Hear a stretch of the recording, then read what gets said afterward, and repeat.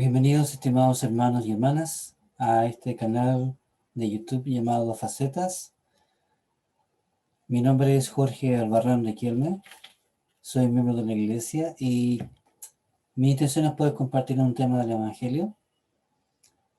Quisiera decir primeramente 3 puntos. Primero, este canal no es un canal auspiciado ni tiene una conexión directa, ni es un canal oficial de la Iglesia de Jesucristo de los Santos de los Últimos Días. Por lo tanto, yo asumo cualquier responsabilidad en caso de que hubiera algún error en alguna parte de esta presentación. Segundo, al explorar este tema y otros que exploraremos más adelante, es importante tener dos nociones muy claras. Número uno, la idea de presentismo. Esta es una noción que se usa en la investigación histórica para mostrar el error que se produce al tratar de interpretar hechos en la antigüedad con la perspectiva que tenemos ahora en el siglo XXI. Este es un error muy común y en el cual nosotros tenemos que tener cuidado porque nos puede llevar a interpretaciones erróneas. Y algo muy importante especialmente para lo que va a ser este tema de hoy, nuestra primera charla, que probablemente se va a dividir en más de una parte por la extensión que esta tiene y por la importancia también, la diferencia entre el divino orden patriarcal y el machismo. No pueden haber dos conceptos más opuestos y contrarios. El divino orden patriarcal, como lo dice su nombre, es divino. Fue revelado por Dios al hombre, desde Adán hasta ahora, y es el sistema, mediante el sacerdocio, por el cual se gobierna su iglesia y también las familias aquí en esta vida y en la eternidad. En cambio, el machismo es una falsa enseñanza, no es divina, es totalmente humana, en la cual se basa en un concepto que es totalmente falso de que el hombre es superior a la mujer. Entonces tenemos que tener cuidado con ambos conceptos, ninguno denigra del otro, salvo que en el machismo pueda suceder que interprete partes del orden patriarcal a su manera, en forma humana, sin revelación, y que enseñe eso como doctrina, la cual sería falsa doctrina completamente. Entonces les pido, hermanos y hermanas, que tengamos esto en cuenta a medida entonces que esperamos e iniciamos este tema de hoy. Así que para ello voy a compartir pantalla y vamos a ver que el tema entonces es la interacción del Salvador con las mujeres en el contexto del Nuevo Testamento. Primeramente, el punto importante a analizar desde el punto de vista histórico es que lamentablemente no tenemos muchos registros acerca de los detalles de la vida cotidiana de la mujer hebrea, sino que lo que tenemos más son registros que han sido preservados de mujeres que pertenecían a la aristocracia, como la mujer de Herodes, como la mujer de Pilato, entre otras, pero salvo eso es escasa la información que tenemos, y lo que hace la historia básicamente es una reconstrucción. Por lo tanto, en esta reconstrucción tomamos información de por aquí y por allá, lo unimos, y eso nos ayuda a crear una idea más o menos fidedigna de lo que realmente pudo haber ocurrido en base a la información de que se dispone.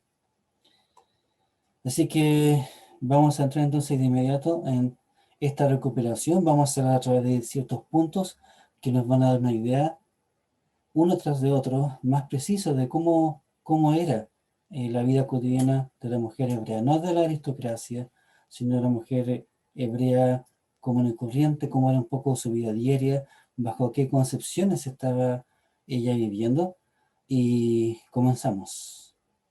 Bueno, primer punto que hay que mencionar es la existencia del infanticidio femenino, es decir, había un número importante de niñas que eran dejadas a intemperie para morir.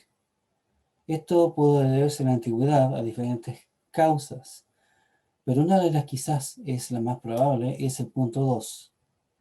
Las mujeres hebreas estaban consideradas en este tiempo, estamos hablando de aproximadamente el siglo I eh, después de Cristo, donde se consideraba entonces que la mujer judía estaba entre las mujeres más pobres de toda la región de aquel tiempo, lo que también puede explicar en parte, obviamente no justificar, el primer punto. En tercer lugar, las mujeres judías podían casarse ya desde los 12 años, y generalmente esta no era una decisión de ellas, sino que era una decisión de los padres, tanto para el hombre como para la mujer. Ya entonces ellas se casaban muy, muy jóvenes. Tenemos que considerar también que el tiempo de vida en aquel tiempo y lugar no es el mismo desde ahora. Entonces el tramo de vida era muy corto. Entonces obviamente tendía a empezarse a casarse de una etapa más temprana.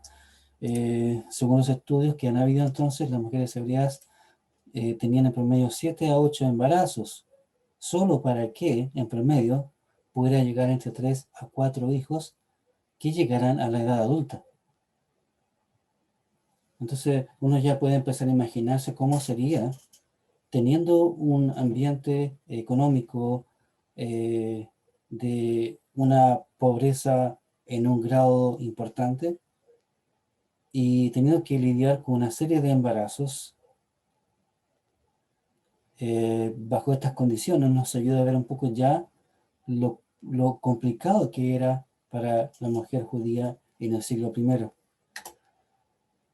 En el punto 4 se les creía que ellas, y un número importante de judíos, de varones, de que las mujeres no tenían juicio, se les consideraban a la altura de animales domésticos, inferiores a los hombres. Y aquí hay que mencionar un punto esencial para entender esto. Hay dos causas que afectan a la mujer hebrea en el siglo I, que estamos estudiando ahora. Y uno de ellos que envolvía a la comunidad judía era la influencia externa greco-romana. Nuestra civilización actual proviene, se origina entonces en esta misma influencia. Y dentro de esta influencia greco-romana había una fuerte concepción de que la mujer era un ser inferior, era un ser que no tenía inteligencia, y si la tenía era una inteligencia mínima. De hecho, era tanto que debido a su falta de inteligencia, debía tener un guardián, un protector, y este tenía que ser el hombre. Veamos dos ejemplos que les quiero comentar ahora. Platón. Platón y Aristóteles son dos de los grandes representantes de esta influencia griega que obviamente se junta con la romana. Recordemos que en este tiempo el pueblo de Israel estaba, estaba bajo un estado de sometimiento al gran imperio romano, un imperio que duraría 1000 años, un imperio que hasta el día de hoy es considerado uno de los más grandes que ha habido en toda la historia, y los judíos era una pequeña parte de este imperio sometido. Al ser sometidos también estaban bajo esta fuerte influencia.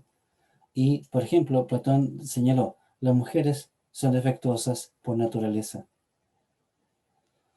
Sin ser malas, entonces, Aristóteles, otro de los grandes filósofos, dijo que las mujeres no eran más que animales domesticados.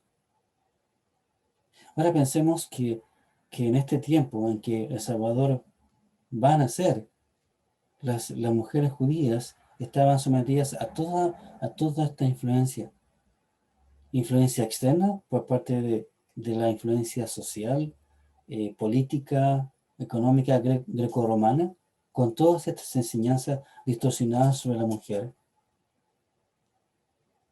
Y también la condición que acabo de mencionar entre los puntos 1 y 3. Aquí ustedes pueden ver entonces a los principales representantes de la Grecia clásica: Sócrates, Platón y Aristóteles.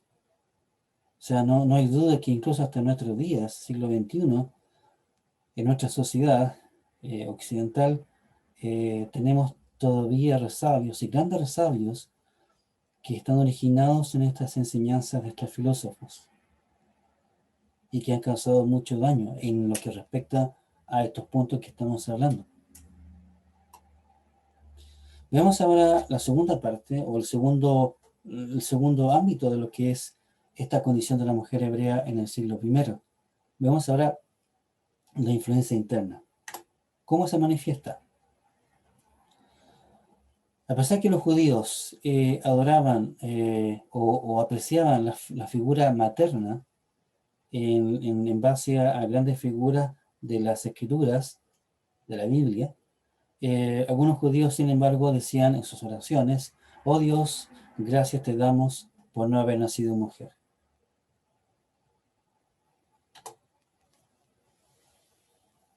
Las mujeres en el sistema judío eran consideradas ritualmente impuras durante su periodo menstrual y no podían tocar físicamente a ningún hombre, so pena de que el hombre, al ser tocada por una mujer impura, quedase él también impuro. Ahora, hay que recalcar que todo esto es parte de la influencia externa. Obviamente también está eh, dictada por la ley mosaica. Pero aquí justamente yo les pido que recordemos entonces que una cosa es el orden patriarcal y otra cosa es la distorsión de este orden patriarcal que puede llegar a lo que nosotros conocemos como machismo. Ahora, muy importante otro punto antes de continuar. El judaísmo no era una religión unificada. No es como la iglesia de Jesucristo ahora, en este tiempo, en el cual tenemos la misma iglesia, el mismo tipo de reuniones, los mismos manuales, las mismas enseñanzas. Es decir, si un miembro de la iglesia va aquí o a la China o a cualquier parte del mundo, va a encontrarse exactamente el mismo cuerpo de doctrina, el mismo sacerdocio y todas las enseñanzas que corresponden y todas las ordenanzas. Pero en el mundo judío del siglo I no existía un judaísmo, sino existían muchos judaísmos que iban desde lo más tradicional hasta llegar a lo más extremo, y algunos muy, muy contradictorios y muy opuestos. Entonces, en toda esta influencia, unamos eso al hecho de que el pueblo de Israel estaba experimentando ya un periodo de decadencia moral y espiritual. De tal manera que cuando llega Jesucristo a este mundo en el siglo I, el pueblo judío estaba en una decadencia moral. Muchas de las enseñanzas correctas se habían trastocado y se habían enseñado como si fueran mandamientos de hombre. Sigamos entonces. La mujer hebrea dependía del varón totalmente, en lo económico, en lo civil, en lo social, en lo religioso. Es decir, desde que nacía la niña dependía de su madre, pero tanto su madre como la niña dependían del esposo y del padre. Y luego cuando se casaba, esta pasaba a depender del marido. Una vez que el marido muere, nuevamente la mujer, la viuda, pasaba a depender de algún varón. En este caso, algún pariente o los hijos. Y nuevamente dependía de alguien ajeno a ella. Y para una mujer entonces, en el siglo I, estando sola, era prácticamente un ostracismo social, una condenación de la sociedad hacia ella y también prácticamente una total desprotección y probablemente muerte, porque no tendría cómo alimentarse o cómo trabajar, o lo haría en condiciones muy extremas y muy, muy precarias que ya estaban en este tiempo. Los hombres ejercían el poder de la vida y la muerte sobre sus esposas e hijos. Las mujeres no podían conversar a solas o aparte con un hombre que no fuera su esposo. En este punto entonces hay que aclarar lo que dice el 11. Por ser mujeres no podían ser instruidas por un rabino. Rabino entonces es un maestro judío, pero este maestro no podía acercarse a mujeres. Ellas no podían ser, ellas no podían ser enseñadas porque también estaba toda esta concepción, esta influencia greco-romana y también que se había infiltrado dentro del judaísmo, tanto por causas internas como externas, de que realmente la mujer tenía que cumplir una función de madre y de la labor de la casa y nada más. Era un ser inferior que tenía que ser administrada por un varón, sea este padre, esposo o hermano. Por lo tanto, no podían ser instruidas, ya que esto no tendría sentido, ya que ella no era capaz de comprender estas verdades superiores. Entonces, hermanos y hermanas, con esto lo que quiero mostrar es la evidencia que se está recogiendo, pero también ir creando un cuadro de cómo las enseñanzas correctas llegaron a este nivel de distorsión que afectaba lo civil, lo social, lo religioso. Y antiguamente recordemos que esto no estaba dividido, el poder como es ahora, que el Estado y la Iglesia estaban separados. Aquí era todo uno, todo uno. Las mujeres judías no debían quitarse su velo en presencia de ningún hombre, salvo que fuese su esposo o familiares. Continuando, un hombre podía unilateralmente divorciarse de su esposa por razones de infidelidad y hasta preparar mal una comida. O sea, la ley decía que el hombre podía dar carta de divorcio a su esposa y repudiarla. Eso decía la ley menor, pero bajo ciertas premisas. Aquí se había llegado a un nivel en que podía usarse cualquier excusa. De hecho, eso es lo que Salvador condena más adelante, como vemos en las Escrituras. Pero en cambio, a una mujer no se le permitía divorciarse de su esposo, salvo muy raras excepciones. Entonces aquí, a medida que voy presentando esto, me estoy preguntando qué pensarán las hermanas que están viendo esta presentación. eh, ¿Cómo se sentirían ellas viviendo en este tiempo?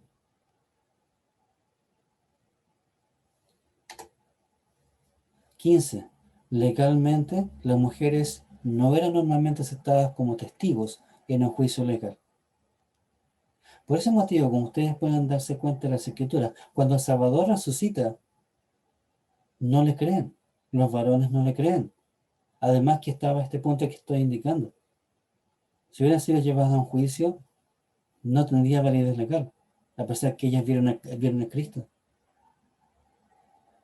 ¿Por qué? Nuevamente, por esta distorsión de este conocimiento supuesto, este concepto erróneo de que la mujer era incapaz de aprender, era incapaz de crecer espiritualmente y no podía estar a la altura del hombre.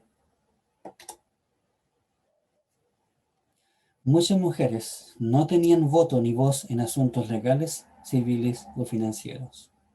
Entonces, hermanos y hermanas, vayamos comprendiendo un poco más cómo era la situación de vida en lo económico, una vida muy dura, dependiente totalmente, no creíbles como testigos y tampoco con la posibilidad de tener voz ni voto.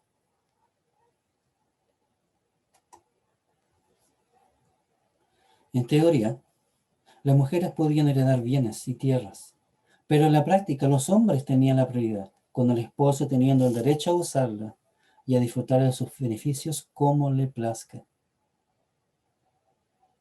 O sea, uno puede ver cómo la ley judía, en base a lo que había sido revelado por Moisés, enseñaba una cosa, pero también cómo esto, en virtud de la iniquidad del pueblo de Israel, el verdadero orden patriarcal se fue distorsionando, fueron entrando enseñanzas de hombres dentro de la comunidad, y también a eso sumamos las influencias externas, fuera de la comunidad judía, pero que la afectaban tremendamente. Entonces, hermanos y hermanas, al llegar aquí yo quiero hacer una reflexión e invitarles a ustedes a pensar, ¿no será posible que de alguna manera esto también pudiera estar pasando ahora?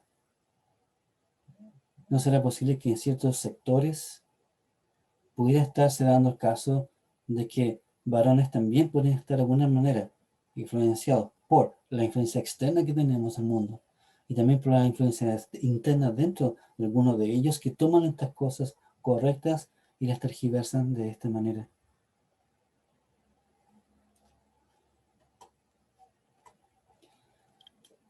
En general, esta concepción de la mujer fue común antes, durante digo, y después del ministerio de Cristo, con el golpe de gracia del desarrollo de los rabinos y el Talmud, consolidándose entre el siglo segundo al quinto. Aquí quiero explicar esta parte un poco de tensión porque es vital que lo entendamos como un proceso. Eh, la, el deterioro moral nacional del pueblo judío no se produjo de la noche a la mañana. Es un proceso que tomó siglos. El Señor tuvo compasión y amor de su pueblo elegido. Lo libró varias veces, aun cuando ellos no estaban siendo justos, y los invitó a que se arrepintieran. Pero como nación Israel no lo hizo. Y aquí empieza a pasar que el Señor llega entonces a la tierra, nace, efectúa su ministerio, y después entonces expía por nuestros pecados. Después Él resucita y regresa a los cielos. Y aquí en este periodo, los apóstoles son perseguidos, asesinados. Juan es el único que queda con vida, pero él es trasladado. Y entonces no queda nadie con la autoridad correcta, con el sacerdocio verdadero, para poder recibir revelación, para guiar a la iglesia. Y es el comienzo del que conocemos como la apostasía. ¿Qué pasa en este proceso? Los obispos de cada una de estas unidades, tratando de mantener a su congregación, trataron de hacerlo de la mejor manera posible. Sin embargo, a medida que ingresaban más conversos al cristianismo, tanto del judaísmo como de la influencia greco-romana, de otras nacionalidades, empiezan también a colocar sus enseñanzas que ellos traían a volcarlas a la iglesia, y empieza a producirse una mezcla que empieza con un proceso que combina más o menos en el siglo III. De tal manera que cuando llegamos al siglo V después de Cristo, si un judío hubiera podido regresar en el tiempo y ir al siglo V, realmente lo que ahí encontraría como cristiano no tenía nada que ver con lo que Cristo enseñó. Los rabinos, como parte de este proceso de deterioro, algunos de los judíos se erigen a sí mismos como eruditos, ¿ya? Es decir, intérpretes de la ley también, como lo llama la escritura, y empiezan ellos a hacer una recopilación, y empiezan ellos a hacer una interpretación personal. Como son populares, como no hay revelación autorizada, ellos empiezan lentamente a reemplazar la palabra revelada. Y esta recopilación de todas estas enseñanzas e interpretaciones, que incluso enseñan en muchos casos lo contrario a lo que Cristo enseñaba, tenemos lo que conocemos como el Talmud. Talmud significa estudio o enseñanza, ¿ya? Y esta recopilación es la que llegó a constituirse en una mayor autoridad que las mismas escrituras. Y aquí en el punto 19, vuelvo a la reflexión que hice al principio, de que es vital comprender la diferencia entre el divino patriarcal, el evangelio divinamente revelado, las enseñanzas correctas bajo interpretación de aquel que tiene la autoridad, y lo que es el machismo. Lamentablemente entonces el Talmud y toda esta recuperación humana que se hizo empezó también a distorsionar todo el cuerpo de las enseñanzas correctas y de las ordenanzas, de tal manera que las profecías del Señor respecto a que el pueblo de Israel, que si este no se arrepentía, sería dispersado, lo cual sucede en el año 70 después de Cristo, cuando las tropas romanas, al mando de Tito, destruyen Jerusalén, destruyen el templo, y empieza todo este lamentable y terrible y sufrido proceso, que en el fondo fue una bendición para llevar el evangelio a todo el mundo. En este sentido, yo les quiero recomendar que puedan visitar mi blog que se llama Mis Traducciones Sud, donde ustedes van a encontrar traducciones exclusivas al idioma español. A mí me encanta inglés, de hecho hago clases, soy profesor, y bueno, me encanta el Evangelio, y una de las cosas que he podido hacer es traducir artículos que todavía no han sido traducidos oficialmente en inglés. Y este es uno de ellos, y responde una pregunta clave: ¿por qué los judíos creían que Jerusalén no podía ser destruida? Lo que ocurrió en el año 70, como indiqué hace un momento. Entonces aquí explica las causas y explica todo este proceso de degeneración que hubo en la casa de Israel. Por ese motivo tenemos el libro de Mormón, pueblos, ramas de la casa de Israel que tuvieron que salir de Israel mismo, si no habrían sido destruidas o habían caído en apostasía. Entonces les invito a leer este artículo en el blog. Ustedes colocan solamente el blog, mi traducción en Sud en internet y van a encontrar mi blog y van a poder irse en especial a este artículo. Ahora, luego de todo este proceso que acabo de explicar, realmente es mucho más contrastante, es mucho más clara, es mucho más increíble lo que hizo Jesucristo cuando vino a la tierra. No solamente me refiero a sentido en que Él expió por nuestros pecados, no puede ser algo que nadie jamás había podido hacer, sino que en este tema que estamos explorando, Jesús hizo lo que ningún líder judío en este proceso de decadencia y de apostasía hizo. Jesucristo, el modelo, Jesucristo es el verdadero feminista, si pudiéramos llamarlo de buena manera. Él tomó a la mujer del lugar en que estaba y la colocó a la misma altura que el hombre. Y el Salvador lo hizo en cada cosa que él hizo, dijo o no hizo. Y eso es justamente lo que quisiera ahora explorar. Quiero hacerlo primero con una cita de un apóstol, el elder James E. Talmage. Durante su ministerio, dijo él, Cristo recompensó a las mujeres en gran medida por las injusticias que sufrieron. ¿Ya? Este es un libro que no tenemos, hasta donde sé, en castellano. Y en esta cita de este apóstol, él está indicando lo que Salvador hizo de una forma muy resumida, pero muy fuerte.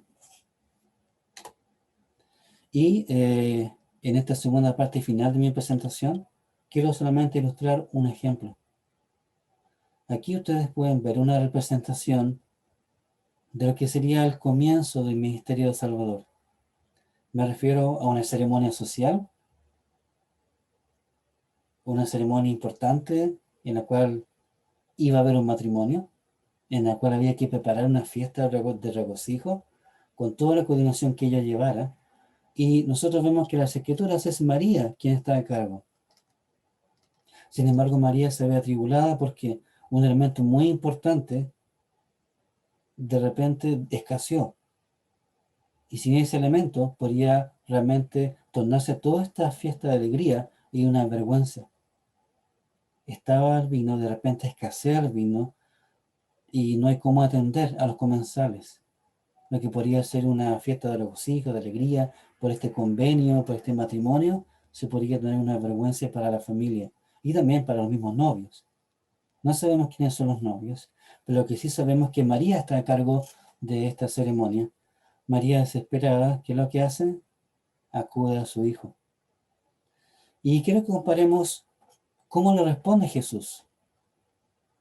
Ahora, en la versión de Reina Valera, que es la versión oficial que tenemos, Jesús les dijo, ¿qué tengo yo que ver contigo, mujer? Aún no ha llegado mi hora.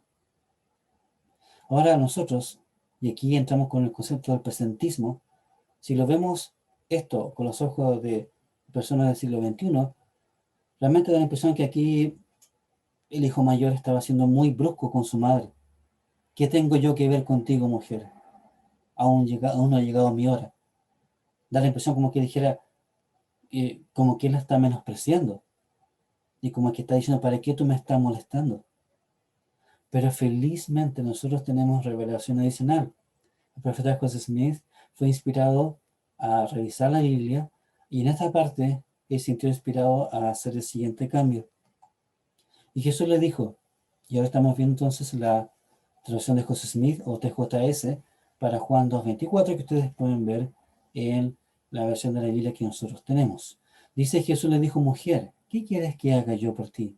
Yo lo haré, pues aún no ha llegado mi hora. Hermanas, este cambio que hizo el profeta cambia todo tremendamente. Aquí estamos hablando de, primero que nada, la palabra mujer. En nuestro contexto actual puede sonar un poco áspero y duro, pero en el contexto del siglo I era todo lo opuesto. Mujer aquí está indicado en un tono de cariño, en un tono de aprecio, de sumo aprecio, sobre todo la madre. Aquí tenemos un hijo que le está hablando con un tierno amor a su madre, mujer, porque ella es la mujer de mujeres, en el sentido que fue la mujer que le dio la vida, la que fue el instrumento para traer a Cristo a este mundo. Y con amor le dice, ¿qué quieres que haga yo por ti? Yo lo haré, pues aún no ha llegado mi hora. O sea, qué ternura, que no fue un llamado de atención, no fue un menosprecio. Es un hijo realmente preocupado por su madre que la ama. Ahora, volvamos la película hacia atrás. Volvamos al contexto en que nació María. María también, ella se casó muy joven, ¿verdad? Ella entonces pasó por experiencias muy especiales, milagrosas, en las cuales se le anunció que iba a ser madre, que ese hijo debía colocarle el nombre de Jesús. Y recordemos que a esta altura y la Biblia y las Escrituras también tenemos que analizarlas no solamente por lo que dicen, sino también por lo que no dicen. Por ejemplo, aquí no se menciona a su esposo. ¿Dónde está José el carpintero? Podemos leer entre líneas que el esposo no está, porque ha fallecido. Ahora, como vimos en las condiciones que yo indiqué, María está sola. Al enviudar, ella está completamente sola, económica, socialmente, a menos que haya un varón. En este caso, los demás hermanos de Jesús tampoco están mencionados. Ella, y si ellos estuviesen ahí, María no va donde ellos tampoco. María, a la primera persona que va, es a Jesús. Jesús es el primogénito de esta familia. Y por lo tanto, por ser primogénito, él también es quien debe ser responsable de su madre. Entonces, quiero que ustedes vean cómo calza esto. Y la linda, hermosa conexión que hay entre los dos. Hay una conexión bellísima, llena de sorpresa, llena de emoción, llena de gozo y también de dolor.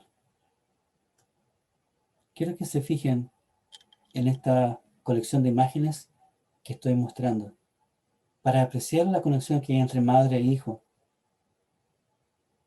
y cómo Jesús es el hijo modelo.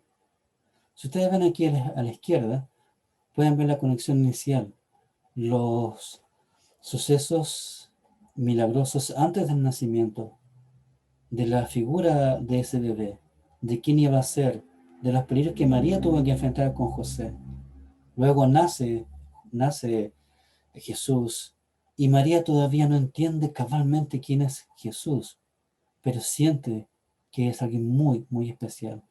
Luego quiero saltar a la segunda lámina que está abajo, en la esquina inferior, y tenemos a Jesús ya de 12 años, enseñando a los doctores de la ley lo que los doctores de la ley debieran saber, como si él hubiese sido enseñado de lo alto, que efectivamente así era. Y dice las Escrituras que María atesoraba todas estas cosas en su corazón. Talmage sugiere cómo estaría María pensando, meditando en las cosas que ese hijo que ella tenía, que a medida que iba creciendo, tenía un poder, tenía algo tan milagroso que ella del todo no entendía, pero que sí percibía. Ahora quiero que lo llevemos entonces y vamos atrás. ¿Qué es lo que hace María? María les dice entonces a los criados, haced todo lo que él os diga. Efectivamente ellos lo hacen. Jesús, ¿qué es lo que dice? Algo que pareciera inusual. Le dice que tomaran las tinajas de agua que habían y que las llenaran de agua. Ahora, quiero explicar un poquito esto. Las tinajas de agua que se mencionan ahí, que ustedes pueden ver aquí en esta figura, no es las tinajas donde se sirve normalmente el vino, sino que eran tinajas para que tenían una función ritual, ¿ya? Estas siempre estaban en una parte de la casa, entonces frente a una convivencia, ceremonia o algo, las personas pasaban y se lavaban las manos en una forma ritual, de acuerdo con la ley. Jesús les manda que tomen estas tinajas, las llenen de agua y mediante su milagroso poder, Él transforma el agua en vino. Este es el primer milagro que tenemos registrado como parte de su ministerio. Y tomemos en cuenta lo siguiente. Este milagro se hace para ayudar o como parte de, para ayudar a una mujer. ¿Qué está diciendo esto? Jesús trata con amor a su madre. Jesús sirve a su madre. Jesús está atento a sus necesidades. Y Él hace todo lo que está dentro de su poder para ayudarle. O sea, ¿qué lección estamos aprendiendo, hermanos y hermanas, con solamente este primer milagro?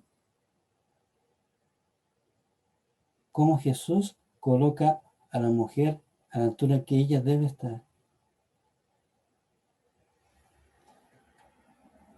Y como dijo, una de las cosas maravillosas que le hace al final, cuando Él está en la cruz, lo que hace Salvador, pese a toda esa agonía que Él sufría, pese a que en el jardín de Getsemaní Él había experimentado la agonía más grande que ningún ser mortal pudiera experimentar sin morir, Él no estaba preocupado de Él como buen hijo, como el hijo perfecto.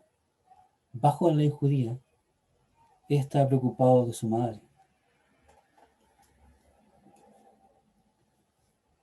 Por eso le dice, mujer, he ahí a tu hijo. Y después le dijo a Juan el Amado, hijo, he ahí a tu madre.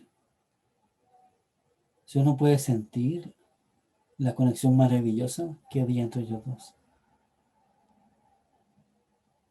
Y no solamente Él se preocupó por brindar protección a María, porque una vez que Jesucristo partiera, bajo la ley judía, María estaría totalmente desprotegida, económica, socialmente.